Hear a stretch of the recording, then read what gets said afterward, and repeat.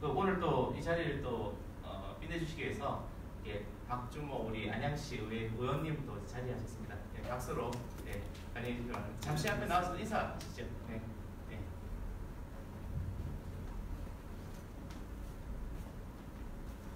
예, 안녕하십니까. 예, 박준모 의원입니다. 예. 저는 유일하게 안양시에서 청년 의원이고요. 예, 이재현 대표님이 또 이런 좋은 자리를 또 마련해 주셔서 강의도 참석하고, 또 박사님은 또 TV에서도 한번 뵀었습니다. 그 방송을 좀 봤었는데, 지금 이제 날이 많이 더워요. 휴가 시즌이 이제 들어갔는데, 토요일 이 시간 1시에 주말을 통해서 이렇게 자기 개발을 위해서 이 자리에 앉아 계신 분들이 정말 대단하신 것 같습니다. 저도 좀 본받아야 될 것 같고요. 오늘 정말 좋은 시간 됐으면 좋겠습니다. 이재현 대표님 이런 자리에 마련해 주셔서 감사하고, 박사님 또 좋은 강의 부탁드리겠습니다. 감사합니다. 네, 여러분 안녕하십니까. 방금 소개받은 일본어 통역사 우지성이라고 합니다. 여러분들께서 아마 그 마리텔에서 모 방송국에서 한 프로그램에서 이제 그 통역자로 많이 알려졌는데요. 원래는 공시 통역 일을 많이 하고 대개는 이제 통번역 특강을 많이 하는 편인데, 오늘은 이렇게 또 청년들 앞에서 꿈이라든지 이런 부분들에 대해서 특강을 하게 되었습니다. 상당히 저에게 좀 뜻깊은 그런 시간이 될 거라고 생각을 하고요. 최대한 여러분들에게 어떤 제가 알고 있는 많은 정보라든지 요즘 어떻게 돌아가고 있는지 이런 부분들에 대해서 한번 말씀을 드리도록 하겠습니다. 먼저 보시면 극한직업 영화 혹시 다 보셨나요? 네. 정말 세상에 모든 일이 쉬운 게 없습니다. 그런데 되게 사람들은 자기가 처한 그런 상황이 제일 힘들다고 생각을 되게 많이 해요. 그렇지만 이거는 다 케이스 바이 케이스죠. 어떤 사람들이 보면 야 그건 아무것도 아니다. 내가 더 힘들다. 서로 이제 힘든 거를 자랑을 하는 편인데요. 저도 이 일이 끝나고 나서 통역사들 사이에서 야 네가 한 통역은 아무것도 아니야. 내 통역 갔어? 뭐 이렇게 하면서 이야기를 했던 적이 있습니다. 제가 원래 이제 통역사였기 때문에 통역사들을 보면 되게 사람들이 좀 약간 환상을 갖습니다. 언어를 잘하기 때문에 언어만 하기 때문에 이제 이걸로 끝이지 않을까. 그러니까 어떻게 보면 언어 하나 잘해서 놀고 먹는 거 아니냐라고 이렇게 생각을 하지만 전혀 그렇지가 않습니다. 통번역사들 사이에서도 이 시장에서 살아남기 위해서 정말 치열하게 노력을 하고 있고 이게 평생 가야 된다. 이런 부분들에 대해서 말씀을 드리고 싶고요. 그래서 오늘은 먼저 통번역사의 세계, 아마 이제 언어를 조금 관심이 있는 이렇게 좀 어린 친구들은 아마 언어에 관심이 있을 수도 있고 앞으로 좀 언어 공부를 해서 통역사가 되고 싶다, 번역사가 되고 싶다 이런 친구들이 있을 텐데요. 통번역이 장단점이 무엇일까 이런 부분들에 대해서 한번 말씀을 드리고, 그 다음에 이제 우리 어떻게 보면 메인이죠. 꿈. 여러분들은 어떤 꿈을 가지고 있고 그 꿈을 이루기 위해서는 어떻게 해야 되는지 이거를 제 인생하고 좀 엮어서 한번 설명을 드리고, 같이 한번 여러분들이 아직 꿈을 가지고 있지 않은 상태라면 어떤 식으로 해서 꿈을 가져야 되고, 그리고 그 꿈을 이루기 위해서는 어떻게 해야 되는지에 대해서 같이 이야기를 해보는 시간을 갖도록 하겠습니다. 먼저 이 통번역사, 통역사 하면 정말 좋긴 한데 좋은 점부터 먼저 말씀을 드리자면, 새로운 만남. TV에서 볼 수만 있던 사람들을 내가 직접 만날 수가 있어요.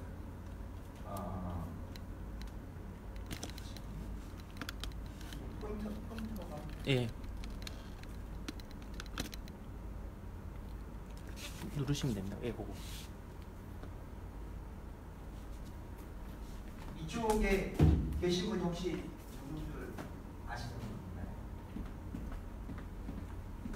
왼쪽에 계신 분은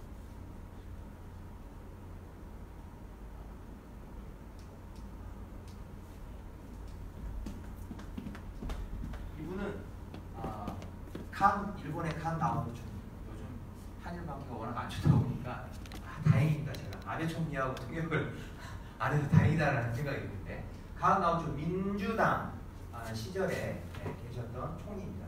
안타깝게도 이분이 계셨을 때 동일본 대지진이 터졌어요. 그래가지고 대처를 못하는 바람에 다시 자민다운으로 정권이 넘어가고 있죠. 이분 통역을 하고 나서 찍었을 때 이분은 혹시 아시나요? 우리나라 보건총리 통역하고 나서 찍었던 사진. 이분은 젊은 친구들 혹시 아실 수도 있는데 혹시 이 노래 아시나요? 괜찮아 잘 될 거야 그 노래를 불렀던 가수 이한철 씨 그리고 김홍신 작가님 내 인생의 설계는 어떻게 할 것인가 그 내용에 대해서 통역을 하고 사진을 찍었었습니다. 워낙 유명하시죠? 알쓸신잡에 나왔던 정재승 교수님 사진 그리고 한비안 하고 내용에 대해서 통역을 하고 찍었습니다. 새로운 만남 정말 유명한 분이라든지 이런 분들과 만날 수 있다는 점 좋죠. 그렇지만 이분들의 내용을 통역하기 위해서는 1시간 통역을 위해서 거의 2~3일에서 일주일은 죽어라고 공부를 해야 된다는 점. 그러니까 거기가 호수 위에서 정말 우아하게 떠 있지만 아래쪽에서 우아하게 떠 있기 위해서 엄청나게 발길질을 하지 않아요. 이것과 똑같습니다. 통역사들도. 통역사가 모든 걸 다 알 수 있는 건 아니기 때문에 사전에 정말 많은 공부를 해야 합니다. 이분은 아마 여러분들 모르실 텐데 그래도 한번 제가 일부러 말씀을 드리려고 가지고 나왔어요. 요즘 워낙 한일 관계가 안 좋다 보니까 그렇지만 한국을 위해서 열심히 활동을 하시는 정말 양심 있는 일본 분들도 계시다는 걸 좀 말씀을 드리기 위해서 뭔가 이게 아이러브 독도라고 되어 있죠. 일본에 계시는 우루시자키 목사님이신데요. 목사님이신데 일본의 고문서를 최초로 발견을 하셔서 독도가 일본의 영토, 한국의 영토다라는 거를 라는 일본의 고문서를 최초로 발견을 하셔가지고 이거를 막 알리고 다니시는 분이십니다. 그래서 한국에서 독도 재단에서 행사가 있을 때 초청을 하셨어요. 그래서 강연을 하고 나서 사진을 찍었는데요. 기죽도라는 옛날 고 지도가 있는데 그 지도에 보면 독도가 한국 조선의 영토다라는 그런 기록이 되어 있는 문서가 있습니다. 그걸 발견하셔서 알리고 다니시는 분이십니다. 자, 이렇게 새로운 만남, 내가 만나고 싶은 분들이라든지 열심히 일을 하다 보면 이렇게 새로운 분야대로 공부를 할 수가 있습니다. 또 이렇게 사회를 볼 수도 있지만 이렇게 집회 현장에서 이렇게 띠를 메고 어떻게 보면 제가 통역사인데 제가 어떻게 집회를 뭐라고 해야 될까? 인도하는 듯한 그런 상황이 되기도 하는데 정말 통역사는 어떻게 보면 편한 직업일 수도 있지만 어떻게 보면 정말 극한 직업일 수도 있습니다. 이렇게 다양한 활동을 합니다. 성격이 조금 수줍거나 내성적인 분들은 오히려 통역사를 하기에 힘들 수도 있어요. 정말 자기의 성격을 바꾸셔야 합니다. 자, 그러면 언어만 잘 한다고 통역사를 할 수 있느냐? 이런 통번역 세계에서 살아남을 수 있느냐? 그렇지 않습니다. 항상 끝없는 공부를 해야 돼요. 제가 일본어 통역사니까 일본어라고 이야기해 나왔지만 뭐 영어 통역사라든지 다른 언어를 하나만 잘한다고 해서 그걸로 끝이 아닙니다. 저희는 이제 전공 언어를 B 언어라고 하고 모국어를 A 언어라고 합니다. 그래서 B 언어 습득, 그러니까 일본어라든지 외국어 습득을 위해서는 다양한 분야의 텍스트를 읽어야 돼요. 그냥 단순한 문법책이라든지 그런 책들만 읽어가지고는 되지 않는다. 그리고 최근에는 여러분들 혹시 면견말이라고 KBS에서 하는 방송 아시나요? 보시나요? 최근에 어떻게 보면 이게 이제 그 테드의 코리아판이라고 할 수가 있죠. 정말 유명한 연사들이 나와서 아주 짧은 시간에 어떤 그 분야의 트렌드라든지 아니면 전망들을 내놓는 방송인데요. 이런 것들은 개인의 소양을 쌓는 데 있어서 상당히 도움이 많이 되는 방송인 뿐만 아니라 저는 기본적으로 이걸 보면서 일본어로 동시 통역을 해요. 헬스장에서 시간이 맞을 때는 헬스장에서 걸으면서 들으면서 입으로 중얼중얼거리면서 통역 연습을 합니다. 그리고 일본어 방송 중에서는 시고토노 류기라고 해서 어떤 몇십 년씩 도시락만 만들었다든지 아니면 뭐 여러 가지 일들을 하는 그런 소위 말하는 장인들이 어떤 마음을 가지고 마음 자세로 자기의 일에 임하는가 이런 것들을 보여주는 방송입니다. 우리나라도 이런 거 많이 있죠. 뭐 달인이라든지 뭐 이런 프로그램들이 있는데 그런 것들을 보면서 통역사로서 아니면 내가 전문 프로로서 어떻게 마음가짐을 가지고 내 일에 임해야 된다 이런 부분들을 되새기는 그러한 방송이라서 보고 있습니다. 그리고 실용 공로는 이 현재 우리나라로 치자면은 뭐 한 5분 토크라고나 할까요? 한 5분 정도의 어떤 그 이슈에 대해서 자기의 전문가가 나와서 전망이라든가 왜 이런 현상이 일어나게 되는지 이런 부분들을 이야기해주는 방송입니다. 뭐 여러 가지 이런 일본어 방송들을 보면서 저도 일본어에 대한 다양한 분야의 용어들을 익히고 공부를 하고 있습니다. 그리고 통역사들도 자기만의 전문 분야를 만들어야 돼요. 저 같은 경우에는 학부를 1어 1문과를 나왔습니다. 그러니까 문학을 전공을 했고 통번역대학원을 들어갔다가 박사는 지역학을 했습니다. 학부, 석사, 박사가 다 달라요. 어느 날이 가장 힘들까요? 스승의 날이 제일 힘들어요.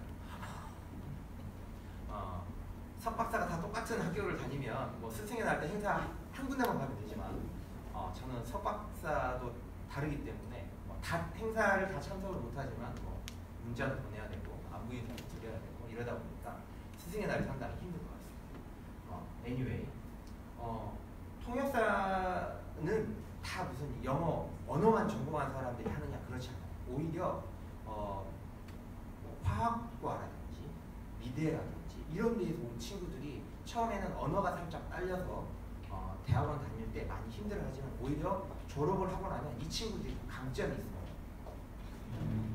미대라는 어떤 미술이라는 그런 분야의 전공 분야를 가지고 있고 화학이라는 전공 분야를 가지고 있다 보면 그쪽 분야에서 많은 어떤 의뢰가 들어옵니다. 그래서 자기 전공 분야를 가져야 돼요. 그래서 저 같은 경우에는 의료 통역사 자격증을 공부를 해서 땄고요.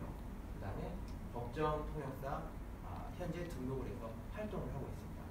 의료 분야는 원래 제가 고등학교, 중학교 때까지 태권도를 했고 고등학교 때는 조금 공부를 하다 다시 대학교 때도 태권도를 했습니다. 근데 키가 안 컸어요. 그래서 옛날에는 이겼던 애들을 못 이기게 된 거죠. 제가 그래도 전남대학교에서 우승을 하고 그랬습니다. 그런데도 이걸로 먹고 살 수 없겠다라는 생각이 들어서 군대를 갔다 와서 공부를 했습니다. 그래서 대학교 입학할 때 히라가나를 외웠고요. 다시 운동하면서 다 까먹고 군대 제대할 때쯤에서 다시 히라가나부터 공부를 했습니다. 와타시와 한국인 데스부터 실제로 거의 26, 27살 때부터 공부를 시작했습니다. 정말 치열하게 공부했고 죽으라고 공부했습니다. 꿈을 늦게 가졌어요. 그런데 또 이렇게 통역사를 하다 보니까 어렸을 때 운동을 하고 병원, 부상당하면 병원을 자주 다니다 보니까 제 신체 구조, 근육이라든가 이런 부분들은 잘 알고 있었거든요. 그러다 보니까 의료 통역사를 따는 데 있어서 크게 힘들지 않았어요. 그러니까 이렇게 사람의 인생이 어떻게 될 줄을 잘 모르는 거예요. 그 부분은 제가 2부에서 조금 더 자세하게 말씀을 드리도록 하겠습니다. 그리고 비수기 동호회 활동. 통역사들 같은 경우에는 자, 여러분 혹시 회사 다니시나요? 자, 우리가 회사 가면 이제 1월 달부터 12월로 보면 되게 1월 달에 이제 시무식을 하죠. 그죠? 어떤 회사, 뭐 일본은 되게 3월 달에 하는데, 자, 시무식을 합니다. 그러면 이제 일을 시작을 하죠. 새로운 프로젝트를 시작을 하고, 그러면 이제 일본과 예를 들어서 일본하고 무슨 협력 프로젝트가 있다. 그러면 이제 메일을 주고받고 회의를 시작을 하겠죠. 자, 그러면 되게 2월, 3월, 4월, 5월 이때가 일본과 교류가 많은 시기이기 때문에 통번역 분들에게도 일이 많아요. 자, 그런데 지금은 어때요? 이제 바캉스, 이제 여름 휴가철이기 때문에 일본하고 교류가 조금 줄어드는 시기죠. 회의를 하고 진행하는 시기입니다. 그러다 보니까 통역사들한테도 일이 좀 없어요. 그러다가 이제 9월, 10월 되면 또 진행했던 프로젝트가 어느 정도 진척이 됐는지 또 회의를 해야 되기 때문에 또 일이 늘어납니다. 그러다 겨울이 되면 이제 프로젝트를 자체 마무리를 하다 보니까 또 일이 줄어들어요. 그러다 보니까 통역사들도 3, 4, 5, 6 이쪽이 좀 바쁘고 7, 8월 한가하고 또 9월, 10월, 11월 이쯤이 좀 바쁘고 겨울에는 또 일이 없어요. 그러다 보니까 여름하고 겨울이 일이 없다 보니까 이때 그러면 자기 개발을 해야 됩니다. 자기 개발을 그저 언어만 공부하면 되느냐, 무슨 자격증만 따면 되느냐, 그러지 않아요. 오히려 자기 취미도 살리면서 어떤 동호회 활동을 한다든지 이러다 보면 자기의 분야를 즐기면서 더 가져갈 수가 있습니다. 참고로 저는 겨울에 스노보드를 탑니다. 스노보드를 타다가 요즘 한 5, 6년 전에 일본의 프로 라이더들이 한국에 와서 캠프를 했는데 그거를 통역을 하게 되면서 이 분야, 이런 분야도 있구나라는 걸 알게 돼서 제가 그때부터 해서 계속 그런 통역을 했습니다. 당연히 수입이 들어왔겠죠. 통역을 하면서 또 기술을 익혔겠죠.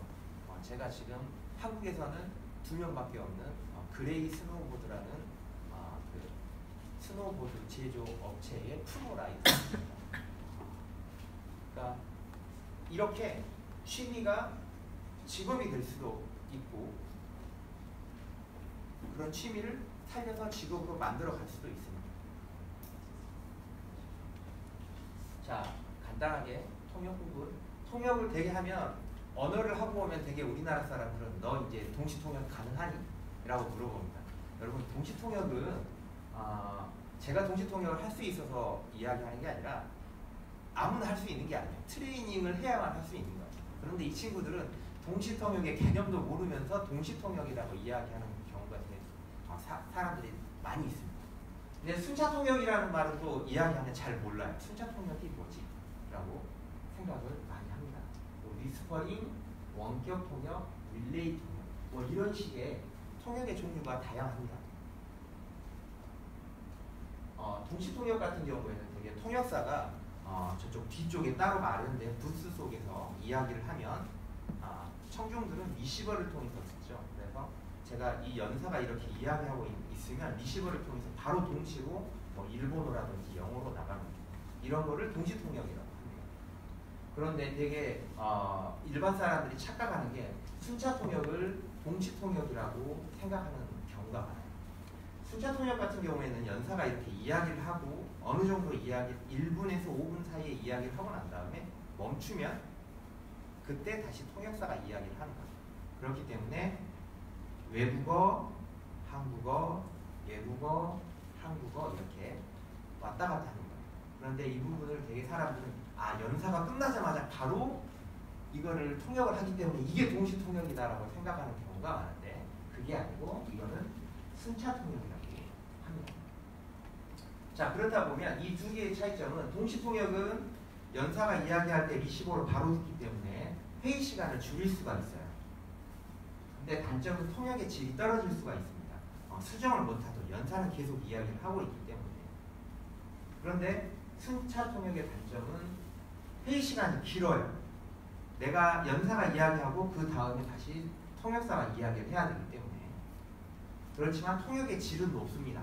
왜냐하면 통역사가 연사의 말을 들으면서 정리를 할 수 있기 때문이죠. 실제로 이 통역의 꽃은 무엇이냐라고 하면 순차 통역이라고 합니다. 순차 통역이 더 어려워요, 동시 통역보다. 실제로 보면 통역대학원에서도 졸업시험을 보면 동시 통역보다는 순차 통역에서 떨어지는 친구들이 많습니다. 순차 통역이 의외로 어려워요. 그리고 옛날에 요즘은 안 합니다만 옛날에 그 북해인 문제로 해서 육자회담을 했었죠. 육자회담 동시통역으로 했을까요? 순차통역으로 했을까요?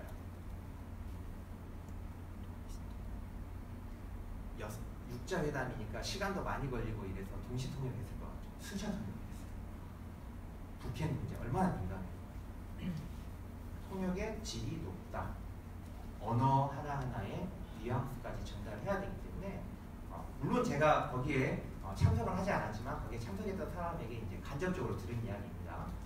순차 통역을 했다고 합니다. 그다음 뭐 위스퍼링 요즘은 위스퍼링 많이 안 하는데 위스퍼링은 되게 고객 옆에서 이렇게 영화라든지 이런 데 보면 통역사가 귓속말로 이렇게 해주는 거 있죠. 위스퍼링이 속삭이다라는 말이기 때문에 이거는 이제 한두 명 있을 때 이렇게 위스퍼링을 하고요. 그다음에 요즘 원격 통역이 많이 이루어지고 있습니다. 인터넷 상황도 많이 좋아져서 그냥 화상으로 보면서 통역을 하는 경우도 있어요. 뭐 요즘 이제 위스퍼링 같은 경우도 그 기계 통역 기계가 있어가지고 통역 기계를 사용하는 경우가 많습니다. 솔직히 위스퍼링을 저도 한두 번은 해보았는데 상당히 신경이 많이 쓰여요. 말을 하다 보면 혹시 입냄새가 나는 건 아닐까, 껌도 씹고 스프레이도 뿌리고 이렇게 하는데 상당히 좀 신경이 쓰입니다. 잘못하다 VIP에게 침이라도 튀면 어떨까 막 이런 생각이 많이 드는데 요즘은 통역 기계가 있어가지고 오히려 상당히 편하게 통역합니다. 재미있는 통역 중에 하나가 릴레이 통역이에요. 릴레이는 요즘 뭐 한중일 회담이라든지 뭐 여러 가지 이제 3개국 이상의 회담이 이루어지게 되면 이렇게 릴레이 통역을 합니다. 예를 들자면 연사가 한국어로 이야기를 하면 통역사가 영어로 통역을 하고 이걸로 봅니다. 연사가 영어로 이야기를 하면 영어 통역사가 한국어로 이야기를 하겠죠. 그러면 그거를 일본어 통역사가 듣고 일본어로 다시 통역을 합니다. 그러면은 일본어 연사가 듣겠죠. 이런 식으로 통역이 됩니다. 그런데 이제 메인 부스, 우리 이제 전문 용어로 피봇이라고 하는데요. 메인 부스의 통역 완성도가 떨어지면 그 다음 릴레이하는 통역사들도 다 제대로 통역을 못하겠죠. 이게 단점이에요. 릴레이 통역이 옛날에는 많이 있었는데 요즘 많이 사라졌어요. 한중일 회담이라든지 무슨 세미나를 하는데 요즘은 다 중국 연사라든지 일본 연사들도 와서 그냥 영어로만 발표를 합니다. 그리고 비용을 줄이기 위해서 영어로 할 수 있는 연사들을 되게 초청을 많이 해요. 그런데 우리들은 스케줄을 보면 일본 연사가 와서 발표를 하는구나, 중국 연사가 와서 발표를 하는구나, 이거를 들으려고 중국인들하고 일본인들도 그 회담장을 보죠. 그런데 일본인 연사가 일본어로 안 하고 영어로 발표를 하고 중국인 연사가 중국어로 발표를 안 하고 영어로 발표를 합니다. 그런데 리시버에서는 한국어만 나와요. 그러다 보니까 중국인이라든지 일본인들이 그냥 알아듣지를 못하니까 그냥 나갑니다. 그런데 나가면서도 언어의 성격이 있어요. 중국 사람들은 자기가 어떤 피해를 보거나 이러면 확실한 이야기를 하는 편이에요. 그러니까 중국 사람들은 나가면서 컴플레인을 겁니다. 주최 측에. 아니 왜 중국 발표자가 영어로 발표를 하고 우리들은 알아들을 수가 없다. 왜 중국어 통역이 안 나오느냐. 이런 이야기를 하고 갑니다. 근데 일본 사람들은 성격이 크게 불만을 이야기하는 성격이 아니다 보니까 그냥 조용히 갑니다. 그러다 보면 다음에 중국어 통역은 컴플레인이 들어오니까 중국은 통역사를 부르고 일본은 컴플레인이 안 들어오니까 통역사를 안 불러요. 뭐 이런 상황이 있습니다. 점점 시장은 영어 주도로 많이 바뀌어가고 있습니다. 일본어 통역사지만 좀 안타깝지만 현재 트렌드가 그렇게 바뀌어가고 있습니다. 노트 테이킹은 되게 보면 통역사들이 요즘도 보면은 요즘 이슈가 됐던 게 지금 일본의 외교부 장관이 주일 대사를 불러놓고 무례한 행동을 했다, 요즘 많이 이슈가 되고 있어요. 근데 거기 보면 그 옆에 두 사람이 앉아서 통역사들이 앉아서 메모를 하고 있는 장면이 사진으로 나올 거예요. 그게 노트 테이킹입니다. 메모를 해놓고 그걸 보면서 기억을 다시 되살려서 통역을 하는 거죠. 그걸 노트 테이킹이라고 합니다. 그래서 통역대학원이라든지 아니면 통역 연습을 할 경우에 노트 테이킹 연습을 정말 많이 합니다. 이게 노트 테이킹 노트고요. 이거는 동시 통역의 부스 아니죠. 그래서 이 마이크에 대고 이야기를 하면 밖에 있는 사람들은 리시버로 듣습니다. 여기에 이제 채널들이 있어요. 그래서 한국어로 나갈 때, 일본어로 나갈 때 이렇게 버튼을 눌러서 바꾸어서 이야기를 합니다. 이렇게 공부한 단어들은 이렇게 포스트잇이라든지 메모지에 붙여서 놓고 정리를 해 놓고 와서 통역을 합니다. 지금 얼굴이 그닥 초췌하지가 않은 거 보니까 통역이 끝나기 전인 것 같아요. 통역 시작하기 전에 찍어 놓은 사진인 것 같습니다. 통역이 끝나고 나면 아주 뇌가 열이 받아서 얼굴이 좀 초췌해집니다. 노트 테이킹 같은 경우에는 다 한국어로만 적는 게 아니라 이렇게 메모를 합니다. 이 부호를 사용을 하기도 하고 단위 같은 경우에는 정말 중요해요. 원이라고 이야기했는데 n이라고 이야기한다든지 이러면 엄청난 차이가 나죠.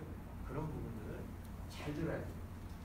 이런 것들로 약자를 만들어가지고 노트 테이킹 하기도 합니다. 이런 이미지화를 하게 돼요. 스마일, 문제가 해결이 되었다. 이거는 마이크예요.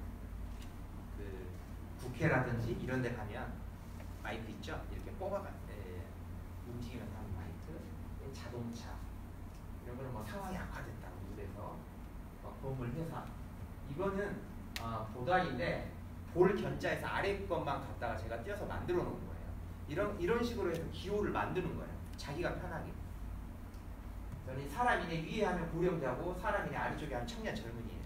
저는 이런 식으로 하고 있습니다. 영어 같은 경우에는 and 그래서 이건 all도 그럼에도 불구하고 플러스 또한 beauty는 but 요즘은 beauty but 하다가 요즘은 귀찮아서 그냥 be 하고 그냥 이런 식으로 해서 노트 테이킹 해놓고 연습을 많이 해놓아야 나중에 됩니다. 노트 테이킹은 속기가 아니에요. 실제로 속기를 배우신 분도 있어요. 노트 테이킹이 안 돼서. 근데 노트 테이킹은 중요한 부분만 메모해놓고 그걸 통해서 통역을 하는 거기 때문에 이런 식으로 해서 기호를 만들어서 공부를 계속 해놓아야 돼요. 만들었다고 끝나는 게 아닙니다. 만들어 놓았다고 그냥 놔두면 나중에 통역하다가 이거 내가 만들었는데 뭐였지? 하고 하다 보면 연사의 말을 못 듣게 되거든요.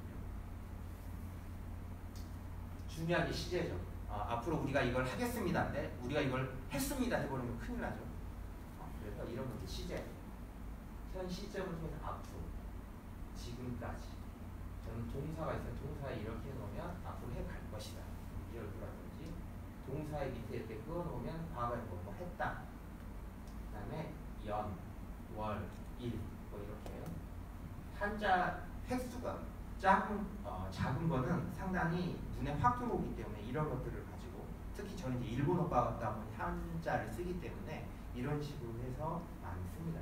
영어과 같은 경우에는 그 알파벳을 가지고 자기가 이 알파벳은 어떤 뜻이다 이렇게 해가지고 많이 기호화를 하는 것 같아요. 언어마다 다 노트 테이킹의 특징이 좀 있습니다. 저는 이제 90년대 초반, 중반, 후반 이런 것도 이런 식으로 하고요.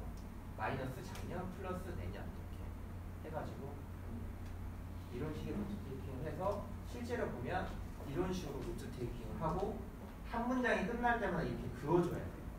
안 그러면 나중에 어디에서 문장이 끝나는지를 모르거든요. 저 이거 노트 테이킹 한지 꽤 오래된 건데도 대충 보면 어느 정도 F는 FKTU 한국 노총이고요. R은 일본의 랭고 일본의 노총이에요. 금일 오늘이죠. 오늘 즐기시고 제주도였어요. 제주도 간 것 같아요. 제주도에서 이거 아마 3년 전 건데 봐도 지금 기억이 나요. 대충 즐거운 시간 보내세요 이런 것 같아요. 아마 인사말을 제가 노트 테이킹을 한 것 같은데 랭고 같은 경우에는 지금 어떤 게 지금 상승하고 있어요. 그 다음에 이건 의자인데 고관위원장 고과위원장님 플러스 간부 여러분들의 건승을 기원합니다. 뭐 이런 내용이었던 것 같고요. 이렇게 긋는 거는 여기까지 해서 이분이 이야기를 했다는 거예요. 그래서 끝. 그리고 여기서부터 다시 시작을 한 거고. 그래서 노트 테이킹은 되게 이런 식으로 합니다. 그리고 끝나고 나면 그어서 여기서부터 시작이다라는 거를 알려주는 거예요. 이런 식의 연습을 계속 하셔야 돼요. 임금 인상률이에요. 저는 윗사표에 옆에 퍼센트까지 섞어놓은 거를 임금 인상률과 물가 인상률 뭐 이런 내용들이 있었던 것 같고, 이거는 정부의 공약이 어떻게 된다. 그리고 노총과 랭고 간의 뭐 협력 뭐 이런 내용들이 있는 것 같아요. 이런 식으로 해서 되어 있고, 실제로 이거는 뼈대인 거고, 이제 그때 이야기했던 거를 메모리에서 이걸 보면서 통역을 하는 거죠. 이제 이런 연습들을 많이 하셔야 돼요. 만약에 Q&A 시간 있을 테니까요. 그때 혹시 통역에 대해서 더 궁금한 사항이 있으면 이야기를 해주시면 말씀을 드릴게요. 자, 그러면 내가 이제 통역을 했어요. 그러면은 내가 얼마만큼 잘했는지, 내가 얼마만큼 못했는지 이런 것들을 이제 평가를 하게 되는데요. 통역 평가는 되게 정확도, 표현력, 유창함, 발성 이렇게 돼요. 발성도 은근히 신경을 많이 써야 돼요. 후배 같은 경우에 톤이 높아가지고 좀 듣기 거북하다 그런 그 컴플레인을 많이 받아서 스트레스를 받는 친구들도 있어요. 통역사들 아나운서 수업도 특강도 듣고 이렇게 하면서 말을 공부를 열심히 하고 있어요. 근데 유창해야 되고 표현력도 아주 다양한 표현을 쓸 수 있도록 그런 표현력을 공부도 해야 됩니다. 그리고 당연히 정확도 중요하겠죠. 정확하다고 끝이 아니에요. 통역사는 기본적으로 아까 순차통역 연사가 만약에 1분을 이야기했다. 근데 통역사가 1분보다 더 늦게 이야기하면 안 되겠죠. 지루해지겠죠, 사람들이. 통역사는 기본적으로 연사가 1분을 이야기하면 통역사는 45초 정도에 끊어야 돼요. 그래서 통역사들이 되게 많이 빨라요. 이런 내용으로 통역을 평가를 합니다. 자, 통역의 과정을 보면은 먼저 뭐 일이 들어왔다 그러면 뭐 회의의 성격을 파악을 하고요. 그 다음에 두 번째로 그 회의에서 어떤 용어들이 쓰이는지 이런 용어들을 검색을 합니다. 요즘은 인터넷이 워낙 발달을 했기 때문에 검색하기도 편하고 정보들이 많이 공개가 되어 있었지만 옛날에는 공개가 되어 있지가 않았었어요. 그래서 이 찾는데 많이 시간이 걸리기도 하고 힘들어했었죠.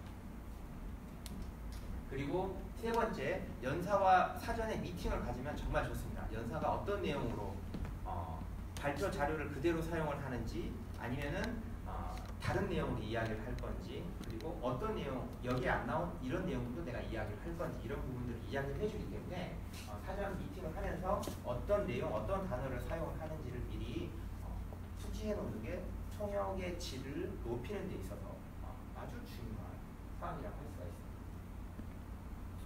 자, 그러면 이제 언어만 잘하면 되느냐? 자, 통역을 제가 일본어 통역사인데 일본어만 잘 한다고 통역이 잘 될까요? 그러면 한국어만 잘 한다고 통역이 잘 될까요? 아니죠. 두 개를 다 잘해야 되겠죠. 자, 예를 들자면 밸런스를 잘 맞춰야 돼요. 제가 일본어가 80이고 한국어가 모국어니까 90점이라고 한다면 통역의 질은 잘 나와야 80이죠. 왜? 내가 일본어가 80밖에 안 되니까. 그런데 한국어가 70이고 일본 교포 같은 경우에는 자, 일본어가 한 90개예요. 근데 한국어가 70, 한 5점밖에 안 된다. 그러면 그 친구의 통역은 75점밖에 안 돼요. 왜요? 한국어로 나가는 게 서투르니까. 그러겠죠? 이런 것처럼 언어의 밸런스를 잘 맞춰야 됩니다. 재미있는 것 중에 하나가 다 한국 분들이시죠. 교포 분들은 안 계시죠. 그러면 나는 한국어는 당연히 잘한다고 생각을 하세요. 그래서 한국어 공부보다는 외국어 공부에 치중을 많이 합니다. 그런데 그러다 보면 어떤 일이 생기냐 하면 외국어를 듣고 한국어로 친구들한테 이야기를 해줘야 하는데 그거 뭐지 왜 갑자기 생각이 안 나지 그거 있잖아 뭐 이런 식으로 이야기를 해버린다 그러지. 이런 경우가 많아요. 한국어 공부도 정말 열심히 하셔야 됩니다. 아시겠지만 저는 지방에서 올라온 사람이다 보니 표준어도 제대로 못하고 표준어 공부를 정말 열심히 했고요. 그 다음에 한국어를 외우는 거예요. 기계 통역사가 되기 위해서는 말이 빨리빨리 나와야 되기 때문에 한국어도 기계적으로 나와야 돼요. 오히려 보면 외국어는 외우니까 기계적으로 잘 나오는데 한국어가 안 나와요. 그 이유가 뭐냐면 내가 모국어다 보니까 이 말이 어색하거나 틀렸다는 걸 알기 때문에 오히려 한국어가 잘 안 나옵니다. 일본어를 듣고 한국어로 이야기합니다. 그런데 한국어를 듣고 일본어로 갈 때는 모르는 단어가 있어서 버벅거릴 수는 있지만 틀리는 거에 대해서 약간 지각을 못하는 경우가 있어요. 그래서 일본어로 나갈 때는 틀리더라도 과감하게 나가는 경우가 많은데 한국어로 나갈 때는 오히려 이거 틀렸는데 말을 할까 말까 이상한 한국어는 할까 말까 오히려 그러다 보니까 더 버벅거리게 되고 안 나가는 경우가 있습니다. 이게 차이점입니다. 신문들 밑줄 치면서 새로운 용어들을 외우셔야 되고요. 최신 용어들은 신문을 보는 게 가장 빠릅니다. 기본적으로는. 옛날에 그래서 지놈이라고 해야 될지 개놈이라고 해야 될지 유전자 같은 경우에 말이 많았죠. 그런 부분들이라든지 그러면 통일을 하니까 방송 용어들을 보면 상당히 빨리 습득을 할 수가 있습니다. 섀도잉은 외국어를 공부를 하거나 모국어를 공부하는 데 있어서 상당히 좋은 방법이에요. 들으면서 따라하는 겁니다. 저희 통대에서는 앞말 따라하기, 한말 따라하기 이렇게 이야기하는데 들으면서 따라하는 겁니다. 많이 할 필요 없어요. 하루에 5분? 우선 처음에 리스닝이 안 되면 정말 힘들겠죠. 그러면 일단 텍스트가 있는 자료를 보고 해도 돼요. 그러면서 따라하는 겁니다. 그리고 점점 리스닝 실력이 늘어나면 그 다음부터는 아예 텍스트가 없는 걸 들으면서 따라하는 거예요. 그 다음에는 한 5초 간격을 두고 따라가는 거예요. 그러면 기억을 해야 되잖아요. 기억을 하면서 따라가야 되기 때문에 머리가 막 더 돌아갑니다. 오래 할 필요는 없어요. 뇌가 피곤하기 때문에 5분에서 10분 정도씩 그런데 한 3개월 정도만 꾸준히 하면 자신의 외국어라든지 한국어 실력이 상당히 많이 늘어나 있고 유창하고 부드럽게 발화할 수 있는 그러한 효과를 얻을 수가 있습니다. 그리고 단원장 만들기. 되게 이제 초보자들은 되게 단원장을 사서 공부를 하는데 이제 자신만의 단원장을 만들어야 돼요. 그래서 만들어서 공부를 하면 눈에 더 잘 들어옵니다.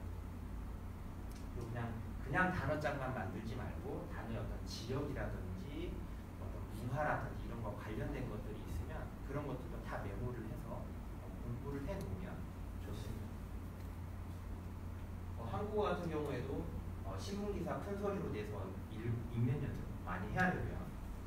그다음에 뉴스 섀도잉을 많이 하셔야 됩니다. 이렇게. 그리고 가장 중요한 거는 자기의 목소리를 녹음을 해서 들어보세요. 제가 아까도 대표님께 녹음한 걸 봐줄 수 있느냐라고 한 거는 저의 이런 자세라든지 저의 톤이라든지 이런 것들을 나중에 체크하기 위해서 혹시 받을 수 있냐고 이야기를 합니다. 여러분 같은 경우에도 여러분들이 모르는 어떤 여러분들의 습관이 있을 수 있습니다. 되게 보면 이런 거 있죠. 영화 보면 저 친구는 거짓말을 할 때 눈을 깜빡인다 라든지 뭐 이런 것처럼 여러분들도 친구들과 평소에 대화를 하다가 막히거나 아니면은 하기 싫은 거를 할 때라든지 이럴 때 아니면 짜증이 날 때 분명히 여러분들의 얼굴에 아니면 행동에 표시가 나는 부분들이 있을 거예요. 여러분들이 모르는. 그렇지만 그런 걸 찍어서 볼 수가 있고 고칠 수가 있습니다. 이제 프로로서 활동을 하려면 남들 앞에 서야 되기 때문에 그런 부분들을 고치는 거죠. 제가 옛날에 비염이 좀 있어서 이런 거를 많이 했었어요. 오늘 좀 나왔나요? 안 나왔죠. 고쳤습니다. 여러 가지들을 고치는 거죠. 그리고 이런 행동들, 관심을 끌기 위해서 어떤 식으로 해야 되는지 이런 것들도 다 연습을 통해서 고칠 수가 있습니다. 거울을 보고 여러분들 사진을 찍기 싫으면 거울을 보면서 그냥 여러분들과 한번 대화를 해보세요. 한탄을 할 때도 거울을 보면서 한탄을 해보세요. 내 인생이 왜 이런지, 내가 왜 이 사람을 만나서 이런 고생을 하는지, 뭐 이런 것들도 그냥 하지 말고 한번 거울을 보면서 해보세요.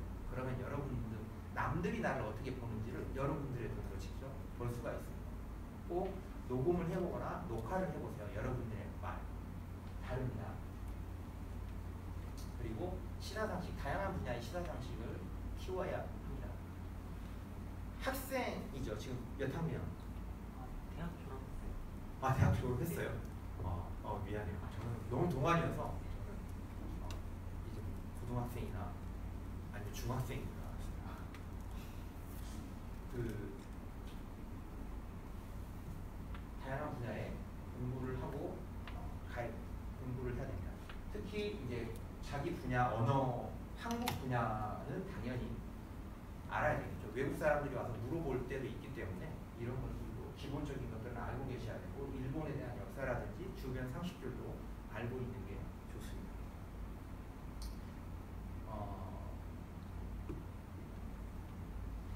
한일 관계가 요즘 너무 안 좋은데요. 한일 통번역 시장도 보면 요즘 이제 경색이 되다 보니까 국가 간의 회의들도 많이 취소가 되거나 정지가 되고, 기업들의 회의들도 좀 많이 준 것 같아요. 그리고 아까 이야기했던 것처럼 이제 영어로 회의를 해버리는 경우가 많습니다. 그래서 요즘은 영어 시장이 더 커졌어요. 반대로 일본 시장이 좀 더 줄었죠. 그렇습니다. 그리고 또 요즘 이제 AI가 출현하면서 통역 기기가 나왔기 때문에 통역사들은 필요가 없다 막 이렇게 광고를 하고 있지만, 이럴수록 결국은 통역사들이 필요합니다. 언어를 할 수 있는 사람이 필요해요. 왜냐하면 여러분들이 계약을 하는데 여러분 기계가 통역해 준 걸 100% 믿고 몇백억짜리 계약을 하시겠습니까?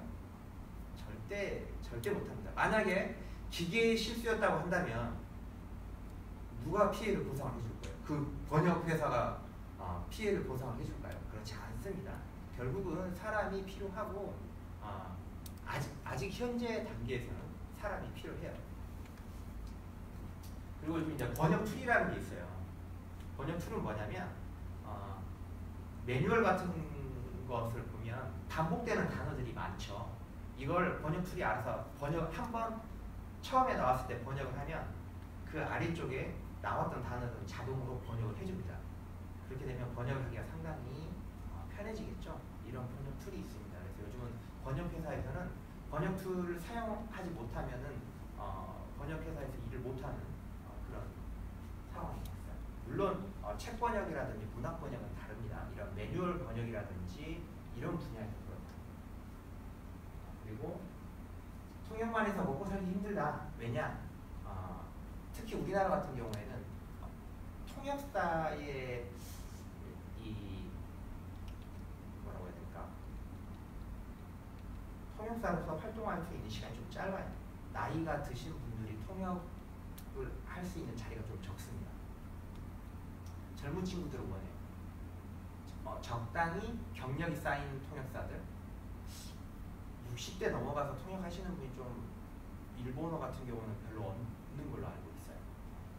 왜냐하면 클라이언트도 좀 부담스럽죠. 자기보다 나이가 많은 통역사가 오게 되면 좀 부담스럽기도 하고 이런 부분들이 좀 있습니다. 동시 통역은 좀 다른데 순차 통역이라든지 뭐 수행 통역 같은 경우에는 좀 그런 경우가 있는 것 같아요. 그래서 꼭 통역만 하지 말고 번역 같은 경우도 해야 된다. 그러니까 같이 해야 된다. 이 부분을 말씀드리고 싶습니다. 그리고 이제 통번역 시장에는 어떻게 진입을 하느냐 하면 이력서도 한국어하고 자기의 전공으로 두 개로 다 쓰셔야 되고, 경력이 처음에 없을 때는 시간별로, 시계열로 쓰시면 되지만 이제 경력이 좀 쌓이면 분야별로 나누어서 이력서를 적으셔야 돼요. 그리고 자기 PR을 어떻게 해야 되느냐. 한국에도 통번역 에이전시들이 있고 해당 국가에도 통번역 에이전시들이 있습니다. 그 에이전시들의 이력서를 보내셔야 돼요. 레주메를 보내셔야 되고, 근데 레주메를 한 번만 보내면 되느냐? 그게 아니에요. 기본적으로 3개월이나 6개월에 한 번씩 계속 보내세요. 갱신된 이력서를 보냅니다. 이렇게 100개, 200개의 메일을 보내면 1개, 2개의 회신이 올 겁니다. 그게 여러분들에게 오는 기회예요. 그거를 꼭 잡아서 내 고객으로 만들어야 되죠. 이렇게 해서 시작을 하는 겁니다. 프리랜서 같은 경우에요. 이런 식으로 시작합니다. 그리고 통역사로서 블로그라든지 홈페이지, 인스타를 만들어서 요즘은 개인 홍보도 많이 하고 있어요. 이렇게 이제는 통역 대학원들이 많이 생겨났고 통역사들의 수요가 많은 지금 시기라기보다 지금 이런 현재는 그렇기 때문에 그냥 앉아 있다고 일이 들어오지 않습니다. 자기는 PR을 하고 열심히 활동을 해야 됩니다. 이렇게 해서 간단하게 이런 통역사가 어떤 식으로 활동을 하고 어떤 식으로 공부를 하는지에 대해서 간단하게 말씀을 드렸습니다. 2부에서는 이제 어떤 식으로 꿈을 이루어 가야 되는지 이 부분에 대해서 말씀을 드릴 텐데요. 어떻게 쉬는 시간 없이 그냥 바로 갈까요? 네? 저는 괜찮아요. 괜찮으실까요? 그러면 바로 가겠습니다.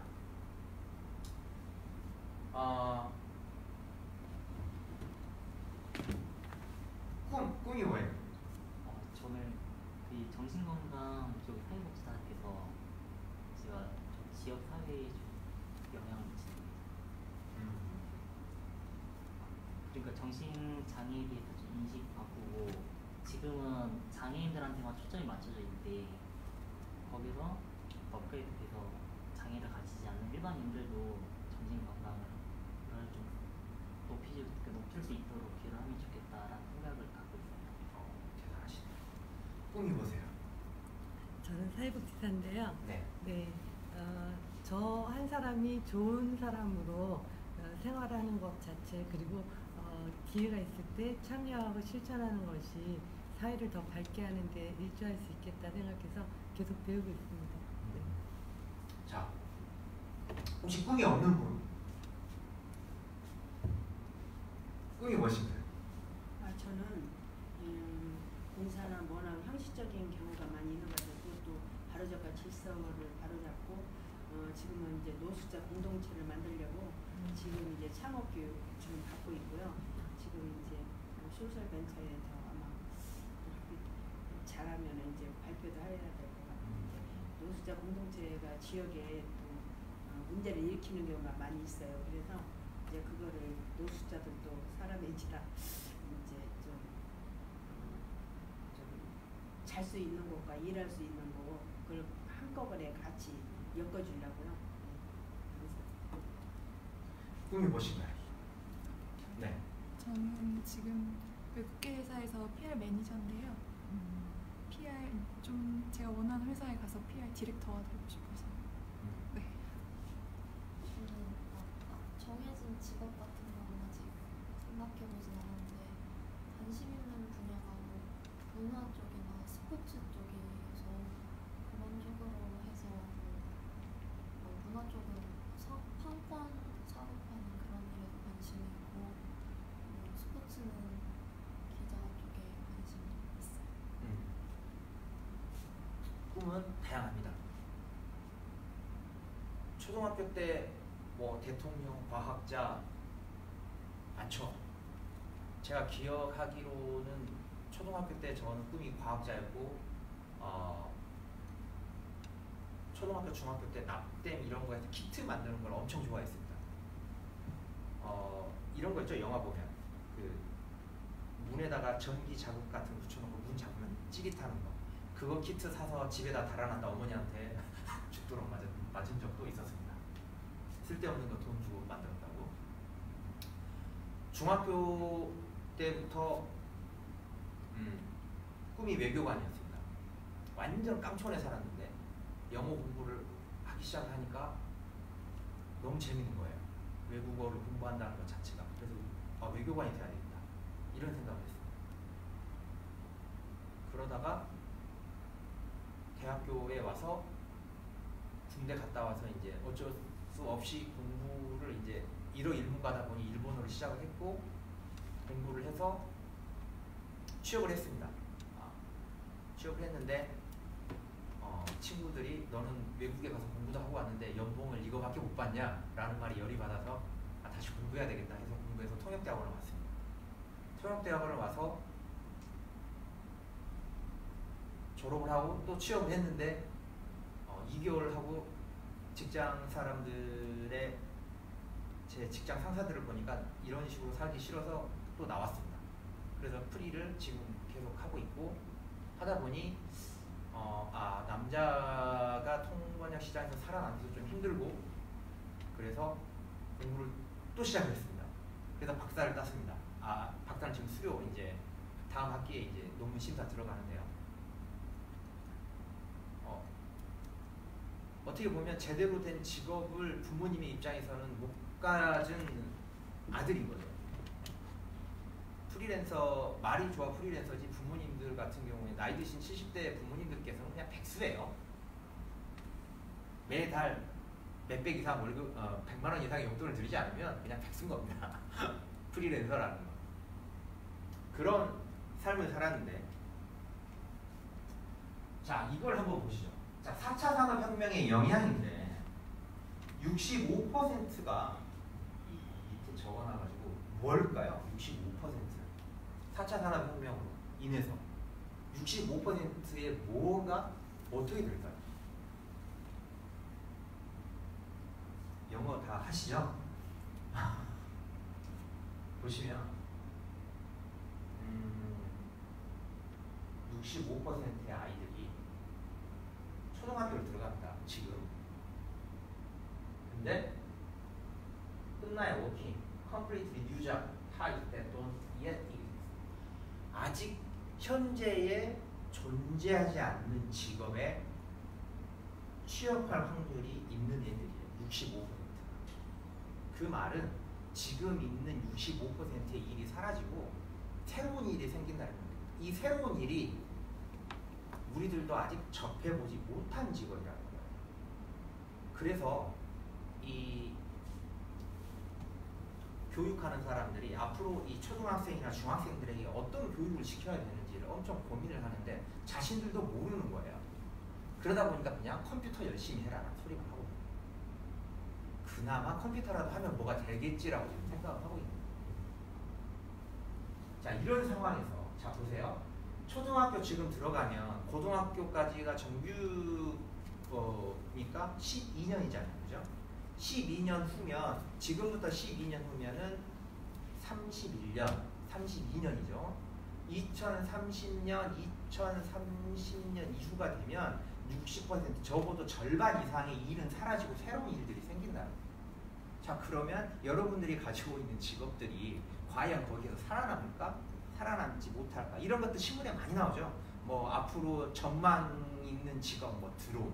요즘 너나 없이 막 어린애들 뭐 드론 하고 있고 이러는데 아무도 모르는 거예요. 그럴 경우에 그러면 나는 무엇을 할 건가? 초등학교, 이제 중학교 앞으로 고등학생들이라든지 대학생들 직업을 무엇을 가져갈 건지 많은 고민들을 할 겁니다. 자, 그런데 세상은 이렇게 빨리 바뀌어 가고 있는데, 자, 100세 시대죠, 그죠? 이제 안 죽어, 우리는. 덜 죽어요. 앞으로 살 수 있는 기회가 너무 많아요. 일본에서 시조가현이라고 있는데요. 이쪽에서 이런 새로운 연령표를 내놓았습니다. 청년이 18세에서 45세까지예요. 그리고 장년이 76세까지입니다. 청장년이 76세예요. 옛날 같으면 이때부터 거의 뭐 노년이지 않을까요? 그죠? 옛날 같으면 56세, 65세 이때부터 아니면 적어도 66세부터는 노년이었는데 그렇지가 않다는 거예요. 이렇게 우리들의 삶은 길어졌는데 직업들은 빨리 바뀌어가고 이제 평생 직업이라는 게 없어지는 시기죠. 자, 이럴 때에 나는 꿈을 어떻게 가져야 되고 어떤 식으로 해 나가야 될 것인가 끊임없이 고민을 하셔야 됩니다. 아차하는 순간 도태되고 나부될 수밖에 없어요. 자, 인생은 마라톤이라고 이야기를 많이 하는데, 자, 인생은 마라톤이라고 생각하는데 동의하시나요? 네. 동의. 동의하세요? 아니 물음표였는데 인생을 마라톤처럼 타시면 인생이 힘들어요. 물론 이제 관점에 따라서 이야기를 하는 거니까 제가 왜 이거를 다르다라고 이야기하냐면 마라톤은 목표점이 있어요 없어요? 있어요. 근데 그 목표점이 어때요? 똑같아요? 달라요? 달라요. 똑같죠. 목표점 마라톤은 목표점이 똑같잖아. 2.19km 저쪽에 가면 통과할 골이 똑같아서 모두 다 똑같은 방향만 보고 간단 말이에요. 거리를 말하는 예. 거리는 똑같지만 목표점이 똑같아서 다 똑같은 방향만 보고 가요. 그러면 요즘 저희 누님들 세대가 이런 세대였어요. 누구는 대학을 갔네. 대학을 갔는데 더 좋은 대학을 갔네. 대학을 나와서 취업을 했는데 대기업에 취업을 했네. 중소기업을 취업을 했네. 취업을 해도 난리예요. 취업을 해도 난리고 월급을 갖다 주면 이제 취업을 해서 됐냐? 아니에요. 누구는 결혼을 했네. 누구는 승진을 했네. 경쟁입니다. 경쟁. 이제는 경쟁 사회에서는 행복도가 높아질 수가 없어요. 그렇기 때문에 우리나라가 행복도가 낮은 거예요. 행복하게 살기 위해서는 남과의 경쟁을 버리셔야 돼요. 그냥 만족을 해라가 아니라 경쟁을 하는 순간 나는 불행해져요. 물론 이런 경우에는 비교를 해도 상관이 없어요. 저 친구보다 나으니까 그나마 다행이다 라는 이런 식의 생각을 가진다면 상관은 없지만 쟤는 저런데 나는 왜 이럴까? 이래서는 안 됩니다. 제가 이런 생각을 가지게 된 게 통번역 대학원을 졸업하고 나서요. 통번역 대학원을 약간 자랑하자면 제가 총장상을 받고 졸업을 했어요. 졸업을 했는데 바로 협회에 정직원으로 2년 있다가 승진까지 약속받고 들어갔어요. 대단하죠? 근데 2개월 만에 박차고 나왔어요. 프리를 선언을 했습니다. 지방에서 올라온 청년을 누가 프리 경력도 이제 갓 통역 나온 사람을 써주겠어요. 그러니까 첫 해에 1,200만 원 벌었던 것 같아요. 달달이 한 100만 원 정도씩. 부모님이 그렇게 엄청나게 투자를 했는데 좀 눈물이 나더라고요. 그때 제 동기가 엘모 그룹에 들어가서 연봉을 6천만 원을 받고 들어갔어요. 비교가 되죠. 막 속이 쓰리기도 하고 그 친구가 밉다는 게 아니라 내가 왜 저 친구보다 못해서 이런 생각이 드는 거예요. 거기서 깨달았죠. 인생을 비교하면서 살면 안 되겠구나. 내가 그냥 나의 목표만 가지고 그거를 하나하나 이루면서 거기에서 성취감을 느끼면서 살아가는 게 오히려 행복한 삶을 살 수 있다. 이런 생각을 가지게 되었습니다. 자, 보면 한 경영 컨설턴트가 이런 말을 했어요. 모든 꿈은 아름다운데 꿈이 될 수가 있고 망상이 될 수가 있다. 그래서 꿈 같은 경우에는 기대와 확신이 있고 내가 이걸 분명히 할 수가 있다 라는 기대와 확신을 가지고 행동으로 옮기게 됩니다. 그리고 이런 행동은 어려움을 극복을 하게 되고 성장을 하게 되죠. 그러면서 꿈을 이루어가는 단계가 이렇게 됩니다. 그런데 이 꿈이 망상이 되는 돈키호테가 되는 건 무엇이냐? 내가 이걸 할 수 있을까? 할 수 있을까? 반신반의합니다. 말만 합니다. 행동을 못해요. 금방 포기합니다. 에이, 안 되네. 그리고 남 탓을 합니다. 지금 시기가 너무 안 좋아. 사업을 내가 하려고 했는데 안 돼. 이런 식으로 하게 되는 거죠. 그렇게 되면 꿈은 이룰 수가 없어요. 자, 그런데 또 반면에 이렇게 이야기하는 사람도 있습니다. 간바 와타루라는 비즈니스 심리법칙에 대한 책을 쓴 사람이 성공을 위해서는 목표를 주변에 말을 해라. 나 이거 할 거야. 되게 이런 이야기 많이 하죠. 금연. 여러분 금연을 하실 거면 주변에 말하십시오. 나 금연할 거야. 나 금주할 거야. 주변에 이야기를 해놓으면 주변 사람들이 담배를 피거나 술을 마시려고 하는데 너 금연한다며. 너 뭐 한다며. 이렇게 다시 동기부여를 시켜주기 때문에 성공으로 다가가기 쉽다라고 이야기를 하고 있습니다. 여기에서 보면 주변에 말을 하는 이런 말과 여기에서 말하는 이 말은 당연히 다르죠. 다르다고 볼 수 있습니다. 그래서 여러분들의 어떤 꿈을 가지고 있다고 한다면 이런 부분들을 그런데 남들에게 말을 하는 게 좋습니다. 근데 그렇지 않은 성향의 친구들도 있어요. 조용히 난 이거 해야지 해서 조용히 하는 친구들도 있습니다. 주변에서 보면 대단하기도 하지만 가끔 그 친구를 경쟁자로 생각하는 친구들 같은 경우는 상당히 얄밉죠. 조용히 자기가 자기 이익만 챙기는 듯한 그런 느낌을 가지고 하기 때문에. 그렇지만 여러분들이 그런 성격이 아니라고 한다면 여러분들이 가지고 있는 그런 목표들은 주변에 이야기를 많이 하는 게 좋습니다.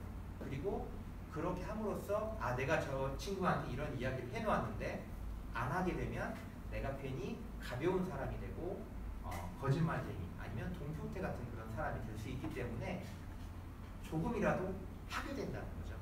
그런 거를 이야기하는 겁니다. 그렇기 때문에 여러분들이 만약에 꿈을 가지고 계시다 하면 확신을 가지고 그 일을 차근차근 추진해 나아가셔야 됩니다. 자, 그런데 과연 꿈은 크게 가지는 게 좋을까요? 우리 어렸을 때 꿈을 크게 가져라. 너 뭐 할래? 그러면 뭐 하고 싶어요? 그러면 남자가 째째하게 그게 무슨 꿈이니? 뭐 이런 식으로 이야기를 많이 했는데 전혀 그렇지가 않아요. 보이스 비 앰비셔스 많이 들어보셨죠? 근데 실제 영어를 하는 친구들은 잘 몰라요. 외국 사람들은 잘 모릅니다. 이만 유명한 윌리엄 클라크라는 외국인이 이야기는 하긴 했지만 이 사람은 일본의 삿포로 농업학교라고 홋카이도 대학의 전신인데 거기에 초대 교감이 이야기했단 말이에요. 이게 일제시대 때 우리나라로 영어 교육이 들어오면서 이 문구가 쓰이게 됩니다. 이 말이 어떻게 나오게 됐냐면 이 사람이 이제 그만두고 고국으로 돌아갈 때 제자들하고 같이 역 앞에서 인사를 하고 나누었을 때 헤어지려고 했을 때 이 사람이 이렇게 이야기했습니다. 보이스 비 앰비셔스 like this old man. 나같이 이런 늙은 사람처럼 자네들도 꿈을 가져라. 이런 이야기를 해놓았는데 like this old man이라는 말은 쏙 빼고 그냥 앞에 말만 boys be ambitious 이런 말만 많이 이야기를 하고 있죠. 꿈을 크게 가져야 됩니다. 이렇게 이야기를 해놓았습니다. 그렇지만 꿈을 처음부터 크게 갖는다고 해서 이걸 이룰 수 있는 게 아니에요. 꿈이 대통령 좋아요. 이게 허망된 꿈은 아니에요. 대통령 하고 싶으면 할 수도 있는 거예요. 그렇지만 큰 꿈을 이루기 위해서는 단계가 있죠. 꿈이라는 건 단계가 있습니다. 꿈이라는 거는 단기적인 꿈이 있고 장기적인 꿈이 있습니다. 그래서 이런 장기적인 꿈을 위해서 단기적인 꿈을 차근차근 이루어가는 거죠. 그래서 장기적인 꿈을 찾지 못했다면 눈앞에 있는 단기적인 꿈부터 단기적인 목표 이런 것들을 이루어 나아가면서 찾으면 됩니다.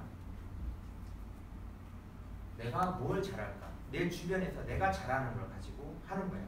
저는 어렸을 때부터 글을 못 썼는데 말을 그렇게 잘했대요. 2살인가 3살 때부터 말이 트이기 시작을 해서 시끄럽게 말을 잘했대요. 결국은 말하는 걸로 먹고 살고 있어요. 그리고 언어를 국어 선생님을 존경을 해서 언어 공부를 정말 열심히 했었습니다. 그래서 이런 언어 관련 쪽으로 문과를 와서 언어 관련 쪽의 대학을 와서 이렇게 이런 직업을 가지게 되었어요. 자, 그런데 이 언어를 아까 제가 드렸던 것처럼 내가 이걸로 평생 직업이 안 될 것 같아. 통번역으로 평생 못 먹고 살 것 같단 말이에요. 그래서 그 후에 잡았던 꿈이 저는 대학교에서 한번 가르쳐보자. 가르치는 거를 한번 생각을 해보았습니다. 자, 대학교에서 가르치려면 일단 박사를 따야 된단 말이에요. 그렇죠? 그래서 박사과정을 들어갔어요. 이런 식으로 단기적인 꿈을 만들어가는 겁니다. 자, 한번 이제 적용을 한번 해보려고 하는데 제 인생을 한번 말씀을 드려볼게요. 저는 전남대학교를 졸업을 했는데 보세요. 94년에서 2003년이면 그 9년, 10년이에요. 학교 정말 오래 다녔죠. 그렇다고 해서 그렇게 노는 것도 아니에요. 일본 연수 2년, 군대 2년, 그러면 벌써 4년이죠. 그리고 제가 또 영국도 갔다 왔거든요. 그러다 보니까 9년. 그게 논 건 아닙니다. 정규 과정 4년 해서. 그 다음에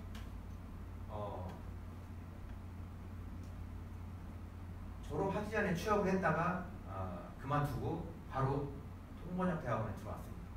통번역대학원 들어와서 산업기술진흥협회 취업했다 2개월 뒤에 퇴사를 했어요. 그리고 2년 있다가 일본어 통번역 사전이라는 사전을 썼습니다. 제가 거의 한 450페이지 정도에 되는 사전을 쓴 사람이에요. 이 사전을 어떻게 쓰게 됐느냐? 나오고 나서 일이 별로 없었다 그랬잖아요. 대학원 때 공부를 엄청 열심히 해서 단어장만 한 7권, 8권이 됐어요. 그래서 이거 한번 정리해보자. 그래서 정리를 했습니다. 그랬는데 다행히 교수님께서 소개를 시켜줘서 그 책을 출판사에서 이거 책으로 내면 괜찮겠다 해서 책으로 냈어요. 책 수준은 거의 일본어 상급자 수준의 책인데 18쇄를 찍었습니다. 18쇄. 영어 시장이 일본어 시장에 거의 한 30배 이상이 되거든요. 만약에 이게 영어 시장의 책이었다고 한다면 저는 뭐 거울 한 채는 샀겠죠. 거울 대체 샀을 겁니다. 엄청나게 많이 팔렸습니다. 그 다음에 통번역을 계속 하다 보니 이걸로 평생 늙어서까지는 못할 것 같으니까 무언가 다른 걸 잡아야 되겠다 해서 박사과정을 들어갔습니다. 박사과정 공부를 했고 2018년까지 소논문을 한 4편 썼어요. 그리고 작년에 또 책을 하나 또 출판을 했습니다. 이런 통역을 했던 자료들을 모아서 하다 보면 정말 좋은 자료들이 있죠. 발표들도 있고 그분들 거를 녹음을 해서 실제로 그 연사들이 이야기하는 걸 들으면서 통역할 수 있는 그런 현장감이 아주 풍부한 그러한 자료들을 모아서 작년에 책을 냈습니다. 그리고 올해 소논문 2편을 쓰려고 지금 예정을 해서 쓰고 있습니다. 제가 여러분들에게 이렇게 또 이야기하는 거는 이렇게 이야기를 해야 나도 거짓말쟁이가 안 되기 위해서 노력을 하기 위해서 이야기하는 거예요. 그리고 책 한 권 쓰려고 내년 그러니까 2학기죠. 올해 취득하기 위해서 지금 논문 다 써서 지금 이제 수정을 하고 있습니다. 이렇게 되면 박사를 따게 되면 일단 교수 지원을 할 수가 있죠. 이런 단기 목표를 가지고 현재 제 꿈을 이루기 위해서 노력을 하고 있어요. 이런 것처럼 여러분들도 어떤 꿈이 있다고 한다면 현재 물론 지금 직장을 다니거나 아니면 무언가를 하고 있을 때 거기에서 안주를 하면 안 됩니다. 계속 세상은 바뀌어가고 있고 여러분들의 살라는 아직도 50년 정도는 남아 있어요. 어린 친구들은 더 남았죠. 그렇다면 내가 어떤 걸 할 것인가, 내가 잘하는 게 무엇인가, 무엇을 하고 싶은가에 대해서 조금씩 자기의 활동 영역을 넓혀 나갈 필요가 있고 그 넓히기 위해서는 어떤 부분들이 필요한지 이런 것들을 단기적, 장기적으로 보시고 그거를 차근차근 해 나가시면 됩니다. 이런 부분들을 한번 세워보셔야 돼요. 조금 아까 전에 스포츠 기자라든지 어떤 판권에 대한 이런 부분들도 생각을 했는데 제 친구가 여행 작가였습니다. 여행 기자. 여행을 많이 다니고 글을 잘 써요. 이 친구의 꿈은 영화 각본을 쓰는 겁니다.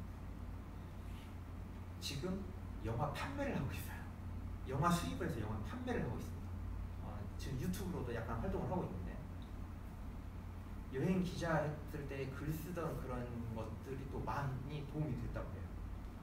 그런데 이 친구는 아직도 각본을 쓰려고 계속해서 노력을 하고 있어요. 꿈이 있는 거죠. 그 꿈을 이뤄가기 위해서 조금씩 하고 있는 건데 자 여러분들 조금 전에 말씀하셨던 것들이 있는데 그런 부분들에 대해서 잠깐 한번 생각을 해보는 시간을 가져볼게요. 나의 장기적인 꿈이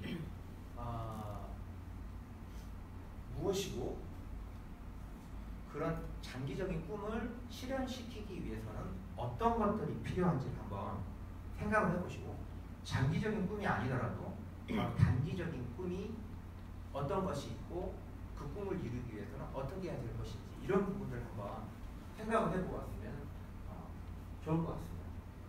그래서